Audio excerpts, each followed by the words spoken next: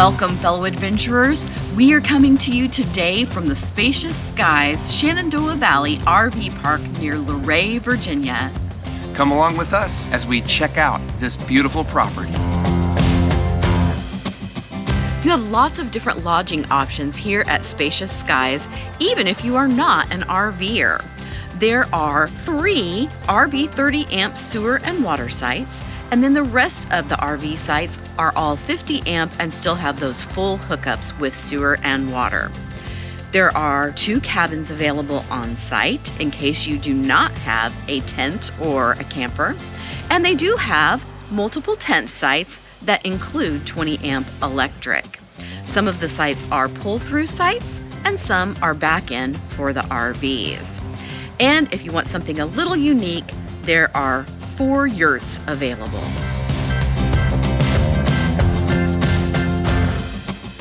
We stayed in Site 29, which is one of the deluxe pergola sites with patio. It has a few extra features like a couple of Adirondack chairs.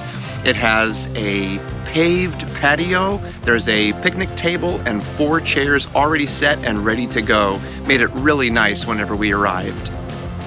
Now, if you've watched any of our other campground reviews, you know I kind of have a pet peeve about gravel roads because of the dust and other challenges they present, but this has actually worked out really well. The gravel is well packed and nice and smooth.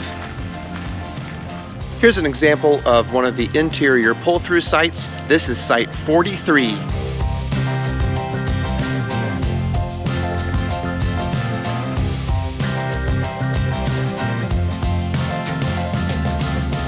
There are pet waste stations and trash cans available in a few spots across the park. The campground has a centrally located building that contains the shower houses and a laundry room. Everything is wonderfully clean, and there's even a dishwashing station outside for those who are tent camping.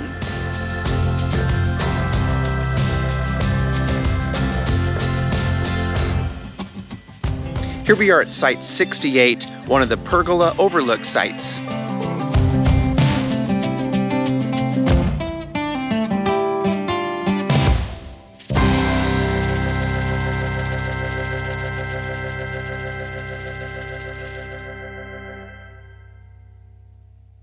The campground is nestled between a couple of farms. You have sheep on one side, cows on the other, and corn along the back. In the middle of the campground is a spectacular common grounds area with something for everyone. You're going to find a pavilion that has a wonderful, huge pizza oven outside it and lots of picnic tables if you want to go have some kind of tasty treats. You're also going to find a ping pong table and some cornhole boards. There are benches by this great playground for kids, and the coolest feature in the common ground is the big jumping pillow.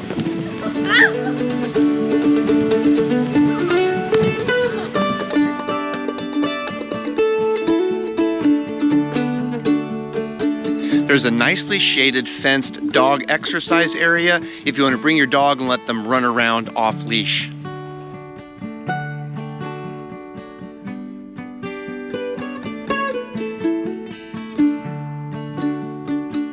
When you first pull into the campground on your left, you're going to see a green building that has the camp store. It has all kinds of camping basics in it and even some fun souvenirs. And one of the coolest things they sell is they have cow food so that you can go over and feed the cows. And right next to the store is the swimming pool area. When we got here, the pool was open, and it was actually kind of a warm afternoon for September, and we were like, oh, let's go swimming. It was beautiful. And by the time we started heading back that was the day they closed the pool for the season. So it is late September, so not a surprise. But just so you know, the pool is clean, it's pretty. There are 2 of them. There's a larger pool and a smaller pool, and it's definitely a great feature of this campground.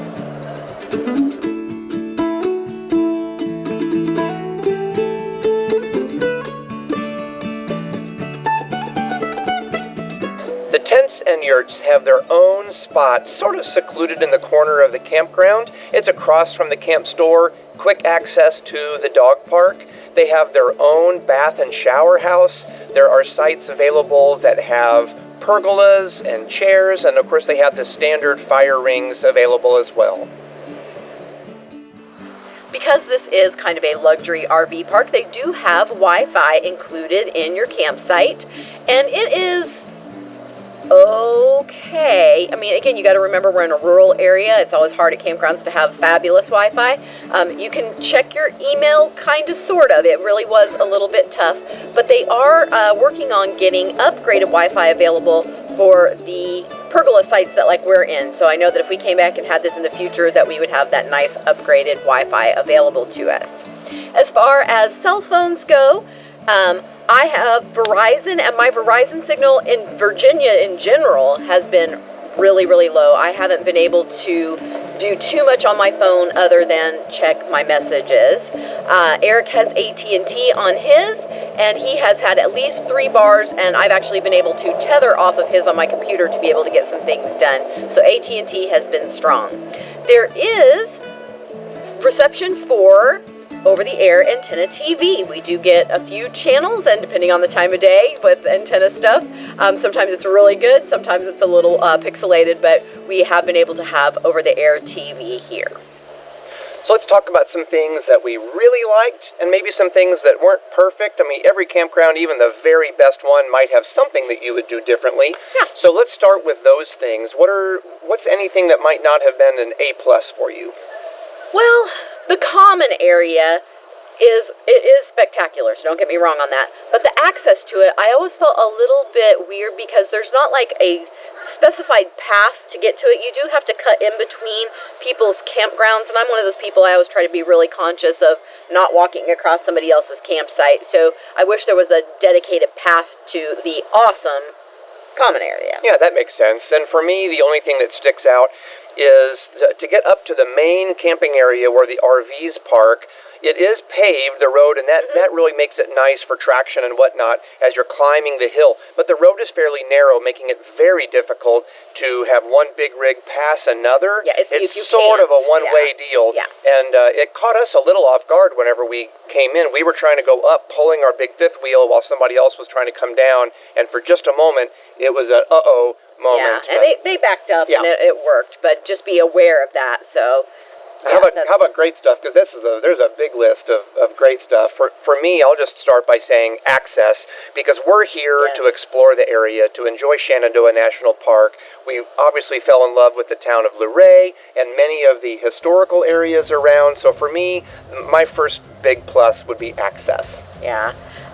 For me is just, these are great RV sites. I mean, this is an RV campground. You do have to remember that. So don't expect it to look like a state park with tons of trees in between sites. But there are big trees everywhere. Your sites are shaded. You've got these great big patios. We have incredible views surrounding us, whether it's us with mountain views behind us or beautiful views of the farm or the common area. This is a super pretty park, and it's clean. Quiet. Yes. You'll hear a little bit of road noise in the distance, but that's actually a good thing. That means you have good access to the highway, but you're also going to hear the bugs in the background, the cows mooing, the sheep going, ah, and is that what sheep do? I think so. Yeah. And the stars, I mean, that makes it beautiful. Yeah, it's gorgeous here. So the measure of how we really like it is to ask, would you come back? Oh my goodness, yes. We've actually driven by several other RV parks in the area, and we would pick this one again for sure. Like, it's quiet, it's beautiful, super easy access. I love it. Yeah, the people have been great. It is part of a chain. This is one of 13 of these Spacious Skies campgrounds across the East Coast, and it would be fun not only to come back to this one, but to check out others. For sure. So that's just a great reminder to get out and explore, because there's neat things to see all over the place, because today is an adventure day.